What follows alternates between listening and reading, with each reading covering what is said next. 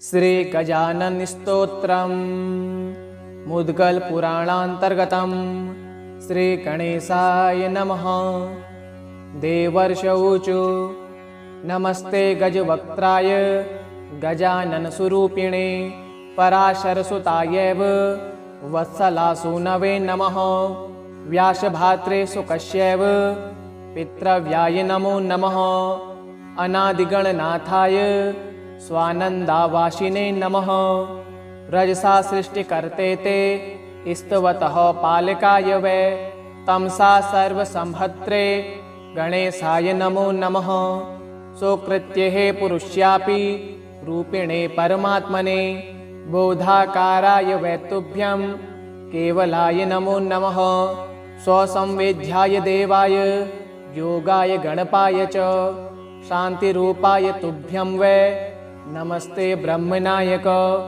विनायकाय वीराय गजदैत्यस्य शत्रवे मुनिमानसनिष्ठाय मुनीनां पालकाय च देवरक्षकरायैव विघ्नेशाय नमो नमः।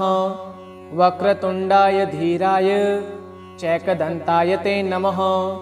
तव्यायं निहतो दैत्यो गजे नामा महाबलः ब्रह्माण्डे मृत्युसंहीनो महाश्चर्यं कृतं विभो। हते दैत्येऽधुना कृत्स्नं जगत्सन्तोषमेष्यति। स्वाहा स्वधायुतं पूर्णं स्वधर्मस्तं भविष्यति। एवमुक्ता गणाधीश सर्वे देवर्ष ततः प्रणम्यतु शनीभावं तेषां प्राप्ता विगज्वरः। कर्णो सम्पीड्य गणप चरणे शिरसो ध्वनिः। मधुरः प्रकटस्तैतस्तु तेन तुष्टो गजाननः। तानुवाच मदीयाये भक्ता परमभाविता तैश्च नित्यं प्रकर्तव्यं भवदीर्नमनं यथा। तेभ्योऽहं परं प्रीतो दास्यामि मनसीप्सिताम्। एतादृश्यां प्रियं मे च मननं नात्र संशयः। एवमुक्ता स्वतान् सर्वान् सिद्धिबुद्ध्यादिसंयुतः अन्तर्दधे ततो देवा मुनयः स्थलं ययु। नमस्ते गजवक्त्राय गजानन स्वरूपिणे पराशरसुतायैव वत्सलासूनवे नमः। व्यासभात्रे सुकस्यैव पितृव्याय नमो नमः। अनादिगणनाथाय स्वानन्दावासिने नमः। रजसा सृष्टिकर्ते ते स्तवतः पालकाय वै तमसा सर्वसंभत्रे गणेशाय नमो नमः। सोकृत्य हे पुरुष्यापि रूपिणे परमात्मने बोधाकाराय वै तुभ्यं केवलाय नमो नमः। स्वसंवेद्याय देवाय योगाय गणपाय च शान्तिरूपाय तुभ्यं वै नमस्ते ब्रह्मनायक। विनायकाय वीराय गजदैत्यस्य शत्रवे मुनिमानसनिष्ठाय मुनीनां पालकाय च देवरक्षकरायैव विघ्नेशाय नमो नमः। वक्रतुण्डाय धीराय चैकदन्ताय ते नमः। तव्यायं निहतो दैत्यो गजे नामा महाबलः ब्रह्माण्डे मृत्युसंहीनो महाश्चर्यं कृतं विभो। हते दैत्येऽधुना कृत्स्नं जगत्सन्तोषमेष्यति। स्वाहा स्वधायुतं पूर्णं स्वधर्मस्तं भविष्यति। एवमुक्ता गणाधीश सर्वे देवर्ष ततः प्रणम्यतु शनीभावं तेषां प्राप्ता विगज्वरः। कर्णो सम्पीड्य गणप चरणे शिरसो ध्वनिः। मधुरः प्रकटस्तैतस्तु तेन तुष्टो गजाननः। तानुवाच मदीयाये भक्ता परमभाविता तैश्च नित्यं प्रकर्तव्यं भवदीर्नमनं यथा। तेभ्योऽहं परं प्रीतो दास्यामि मनसीप्सिताम्। एतादृश्यां प्रियं मे च मननं नात्र संशयः। एवमुक्ता स्वतान् सर्वान् सिद्धिबुद्ध्यादिसंयुतः अन्तर्दधे ततो देवा मुनयः स्थलं ययु। नमस्ते गजवक्त्राय गजानन स्वरूपिणे पराशरसुतायैव वत्सलासूनवे नमः। व्यासभात्रे सुकस्यैव पितृव्याय नमो नमः। अनादिगणनाथाय स्वानन्दावासिने नमः। रजसा सृष्टिकर्ते ते स्तवतः पालकाय वै तमसा सर्वसंहर्त्रे गणेशाय नमो नमः। सोकृत्ये पुरुष्यापि रूपिणे परमात्मने बोधाकाराय वै तुभ्यं केवलाय नमो नमः। स्वसंवेद्याय देवाय योगाय गणपाय च शान्तिरूपाय तुभ्यं वै नमस्ते ब्रह्मनायक। विनायकाय वीराय गजदैत्यस्य शत्रवे मुनिमानसनिष्ठाय मुनीनां पालकाय च देवरक्षकरायैव विघ्नेशाय नमो नमः। वक्रतुण्डाय धीराय चैकदन्ताय ते नमः। तव्यायं निहतो दैत्यो गजे नामा महाबलः ब्रह्माण्डे मृत्युसंहीनो महाश्चर्यं कृतं विभो। हते दैत्येऽधुना कृत्स्नं जगत्सन्तोषमेष्यति। स्वाहा स्वधायुतं पूर्णं स्वधर्मस्तं भविष्यति। एवमुक्ता गणाधीश सर्वे देवर्ष ततः प्रणम्यतु शनीभावं तेषां प्राप्ता विगज्वरः। कर्णो सम्पीड्य गणप चरणे शिरसो ध्वनिः मधुरः प्रकटस्तैतस्तु तेन तुष्टो गजाननः। तानुवाच मदीयाये भक्ता परमभाविता तैश्च नित्यं प्रकर्तव्यं भवदीर्नमनं यथा।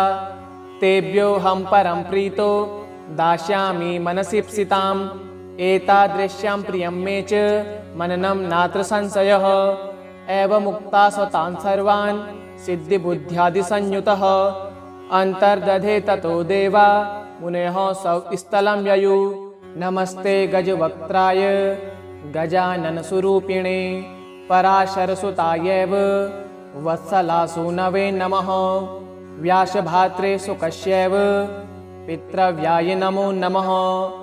अनादिगणनाथाय स्वानन्दावासिने नमः। रजसा सृष्टिकर्ते ते स्तवतः पालकाय वै तमसा सर्वसंहर्त्रे गणेशाय नमो नमः। सोकृत्ये पुरुष्यापि रूपिणे परमात्मने बोधाकाराय वै तुभ्यं केवलाय नमो नमः। स्वसंवेद्याय देवाय योगाय गणपाय च शान्तिरूपाय तुभ्यं वै नमस्ते ब्रह्मनायक। विनायकाय वीराय गजदैत्यस्य शत्रवे मुनिमानसनिष्ठाय मुनीनां पालकाय च देवरक्षकरायैव विघ्नेशाय नमो नमः। वक्रतुण्डाय धीराय चैकदन्ताय ते नमः। तव्यायं निहतो दैत्यो गजे नामा महाबलः ब्रह्माण्डे मृत्युसंहीनो महाश्चर्यं कृतं विभो। हते दैत्येऽधुना कृत्स्नं जगत्सन्तोषमेष्यति। स्वाहा स्वधायुतं पूर्णं स्वधर्मस्तं भविष्यति। एवमुक्ता गणाधीश सर्वे देवर्ष ततः प्रणम्यतु शनीभावं तेषां प्राप्ता विगज्वरः। कर्णो सम्पीड्य गणप चरणे शिरसो ध्वनिः मधुरः प्रकटस्तैतस्तु तेन तुष्टो गजाननः। तानुवाच मदीयाये भक्ता परमभाविता तैश्च नित्यं प्रकर्तव्यं भवदीर्नमनं यथा। तेभ्योऽहं परं प्रीतो दास्यामि मनसीप्सिताम् एतादृश्यां प्रियं मे च मननं नात्र संशयः। एवमुक्ता स्वतान् सर्वान् सिद्धिबुद्ध्यादिसंयुतः अन्तर्दधे ततो देवा मुनयः स्थलं ययु। नमस्ते गजवक्त्राय गजाननस्वरूपिणे पराशरसुतायैव वत्सलासूनवे नमः। व्यासभात्रे सुकस्यैव पितृव्याय नमो नमः। अनादिगणनाथाय स्वानन्दावासिने नमः। रजसा सृष्टिकर्ते ते स्तवतः पालकाय वै तमसा सर्वसंहर्त्रे गणेशाय नमो नमः। सोकृत्ये पुरुष्यापि रूपिणे परमात्मने बोधाकाराय वै तुभ्यं केवलाय नमो नमः। स्वसंवेद्याय देवाय योगाय गणपाय च शान्तिरूपाय तुभ्यं वै नमस्ते ब्रह्मनायक। विनायकाय वीराय गजदैत्यस्य शत्रवे मुनिमानसनिष्ठाय मुनीनां पालकाय च देवरक्षकरायैव विघ्नेशाय नमो नमः। वक्रतुण्डाय धीराय चैकदन्ताय ते नमः। तव्यायं निहतो दैत्यो गजे नामा महाबलः ब्रह्माण्डे मृत्युसंहीनो महाश्चर्यं कृतं विभो।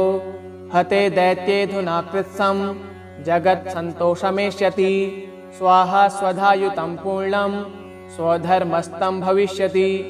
एवमुक्ता गणाधीश सर्वे देवर्ष ततः प्रणम्यतु शनीभावं तेषां प्राप्ता विगज्वरः। कर्णो सम्पीड्य गणप चरणे शिरसो ध्वनिः। मधुरः प्रकटस्तैतस्तु तेन तुष्टो गजाननः। तानुवाच मदीयाये भक्ता परमभाविता तैश्च नित्यं प्रकर्तव्यं भवदीर्नमनं यथा। तेभ्योऽहं परं प्रीतो दास्यामि मनसीप्सिताम्। एतादृश्यां प्रियं मे च मननं नात्र संशयः। एवमुक्ता स्वतान् सर्वान् सिद्धिबुद्ध्यादिसंयुतः अन्तर्दधे ततो देवा मुनयः स्थलं ययु। नमस्ते गजवक्त्राय गजाननस्वरूपिणे पराशरसुतायैव वत्सलासूनवे नमः। व्यासभात्रे सुकस्यैव पितृव्याय नमो नमः। अनादिगणनाथाय स्वानन्दावासिने नमः। रजसा सृष्टिकर्ते ते स्तवतः पालकाय वै तमसा सर्वसंहर्त्रे गणेशाय नमो नमः। सोकृत्येः पुरुष्यापि रूपिणे परमात्मने बोधाकाराय वै तुभ्यं केवलाय नमो नमः। स्वसंवेद्याय देवाय योगाय गणपाय च शान्तिरूपाय तुभ्यं वै नमस्ते ब्रह्मनायक। विनायकाय वीराय गजदैत्यस्य शत्रवे मुनिमानसनिष्ठाय मुनीनां पालकाय च देवरक्षकरायैव विघ्नेशाय नमो नमः। वक्रतुण्डाय धीराय चैकदन्ताय ते नमः। तव्यायं निहतो दैत्यो गजे नामा महाबलः ब्रह्माण्डे मृत्युसंहीनो महाश्चर्यं कृतं विभो। हते दैत्येऽधुना कृत्स्नं जगत्सन्तोषमेष्यति। स्वाहा स्वधायुतं पूर्णं स्वधर्मस्तं भविष्यति। एवमुक्ता गणाधीश सर्वे देवर्ष ततः प्रणम्यतु शनीभावं तेषां प्राप्ता विगज्वरः। कर्णो सम्पीड्य गणप चरणे शिरसो ध्वनिः। मधुरः प्रकटस्तैतस्तु तेन तुष्टो गजाननः। तानुवाच मदीयाये भक्ता परमभाविता तैश्च नित्यं प्रकर्तव्यं भवदीर्नमनं यथा। तेभ्योऽहं परं प्रीतो दास्यामि मनसीप्सिताम्। एतादृश्यां प्रियं मे च मननं नात्र संशयः। एवमुक्ता स्वतान् सर्वान् सिद्धिबुद्ध्यादिसंयुतः अन्तर्दधे ततो देवा मुनयः स्थलं ययु। नमस्ते गजवक्त्राय गजाननस्वरूपिणे पराशरसुतायैव वत्सलासूनवे नमः। व्यासभात्रे सुकस्यैव पितृव्याय नमो नमः। अनादिगणनाथाय स्वानन्दावासिने नमः। रजसा सृष्टिकर्ते ते स्तवतः पालकाय वै तमसा सर्वसंहर्त्रे गणेशाय नमो नमः। सोकृत्येः पुरुष्यापि रूपिणे परमात्मने बोधाकाराय वै तुभ्यं केवलाय नमो नमः। स्वसंवेद्याय देवाय योगाय गणपाय च शान्तिरूपाय तुभ्यं वै नमस्ते ब्रह्मनायक।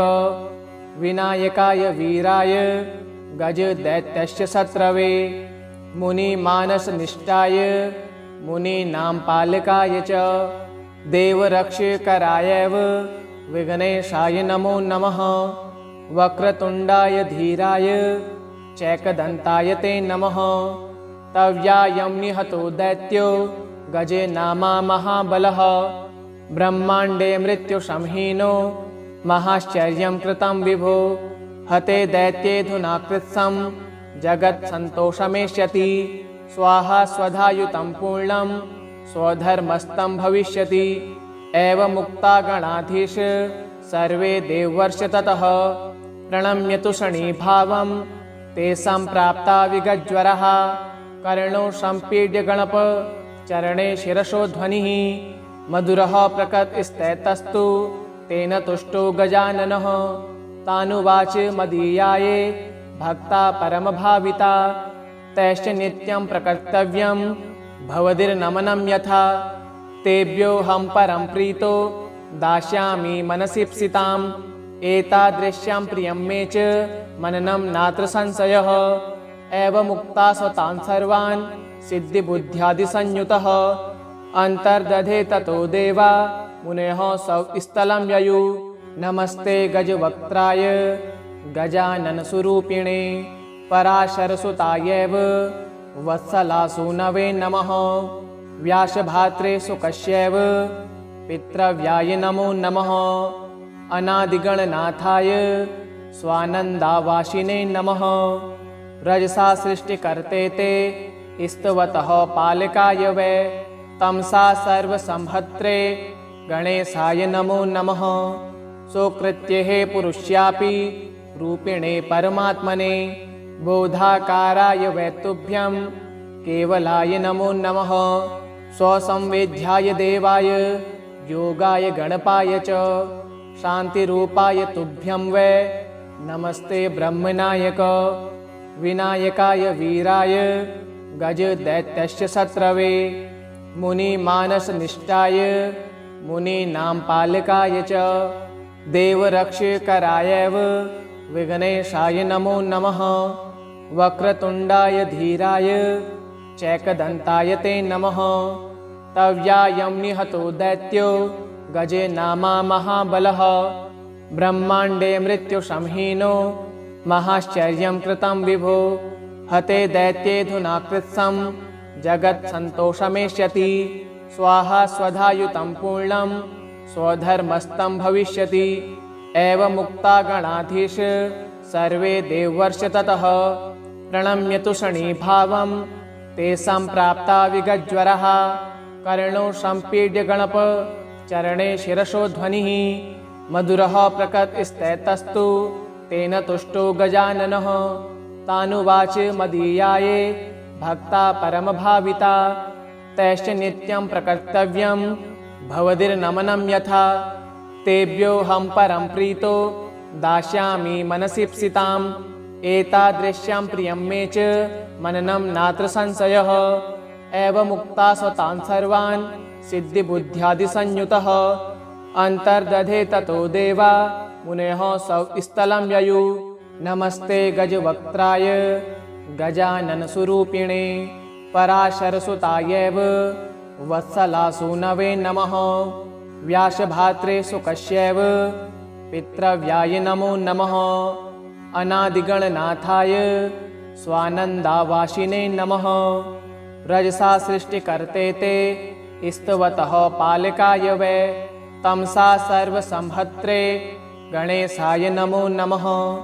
सोकृत्य हे पुरुष्यापि रूपिणे परमात्मने बोधाकाराय वै तुभ्यं केवलाय नमो नमः।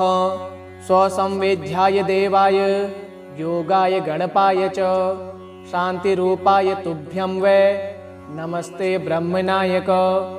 विनायकाय वीराय गजदैत्यस्य शत्रवे मुनिमानसनिष्ठाय मुनीनां पालकाय च देवरक्षकरायैव विघ्नेशाय नमो नमः। वक्रतुण्डाय धीराय चैकदन्ताय ते नमः। तव्यायं निहतो दैत्यो गजे नामा महाबलः। ब्रह्माण्डे मृत्युसंहीनो महाश्चर्यं कृतं विभो। हते दैत्येऽधुना कृत्स्नं जगत्सन्तोषमेष्यति स्वाहा स्वधायुतं पूर्णं स्वधर्मस्तं भविष्यति एवमुक्ता गणाधीश सर्वे देवर्ष ततः प्रणम्यतु शनीभावं तेषां प्राप्ता विगज्वरः कर्णो सम्पीड्य गणप चरणे शिरसो ध्वनिः मधुरः प्रकटस्तैतस्तु तेन तुष्टो गजाननः तानुवाच मदीयाये भक्ता परमभाविता तैश्च नित्यं प्रकर्तव्यं भवदीर्नमनं यथा तेभ्योऽहं परं प्रीतो दास्यामि मनसीप्सिताम् एतादृश्यां प्रियं मे च मननं नात्र संशयः एवमुक्ता स्वतान् सर्वान् सिद्धिबुद्ध्यादिसंयुतः अन्तर्दधे ततो देवा मुनयः स्थलं ययु नमस्ते गजवक्त्राय गजाननस्वरूपिणे पराशरसुतायैव वत्सलासूनवे नमः व्यासभात्रे सुकस्यैव पितृव्याय नमो नमः अनादिगणनाथाय स्वानन्दावासिने नमः रजसा सृष्टिकर्ते ते स्तवतः पालकाय वै तमसा सर्वसंहर्त्रे गणेशाय नमो नमः सोकृत्ये पुरुष्यापि रूपिणे परमात्मने बोधाकाराय वै तुभ्यं केवलाय नमो नमः स्वसंवेद्याय देवाय योगाय गणपाय च शान्तिरूपाय तुभ्यं वै नमस्ते ब्रह्मनायक विनायकाय वीराय गजदैत्यस्य शत्रवे मुनिमानसनिष्ठाय मुनीनां पालकाय च देवरक्षकरायैव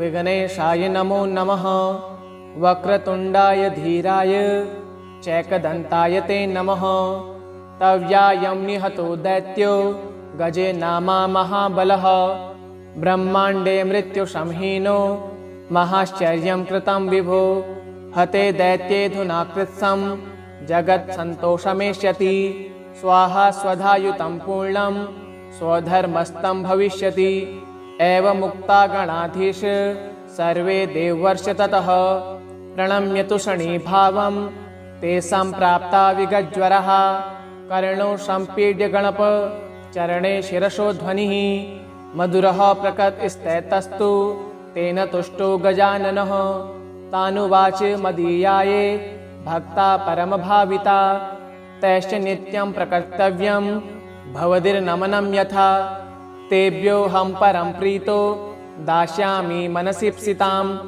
एतादृश्यां प्रियं मे च मननं नात्र संशयः एवमुक्ता स्वतान् सर्वान् सिद्धिबुद्ध्यादिसंयुतः अन्तर्दधे ततो देवा मुनयः स्थलं ययु नमस्ते गजवक्त्राय गजाननस्वरूपिणे पराशरसुतायैव वत्सलासूनवे नमः व्यासभात्रे सुकस्यैव पितृव्याय नमो नमः अनादिगणनाथाय स्वानन्दावासिने नमः रजसा सृष्टिकर्ते ते स्तवतः पालकाय वै तमसा सर्वसंहर्त्रे गणेशाय नमो नमः सोकृत्ये पुरुष्यापि रूपिणे परमात्मने बोधाकाराय वै तुभ्यं केवलाय नमो नमः स्वसंवेद्याय देवाय योगाय गणपाय च शान्तिरूपाय तुभ्यं वै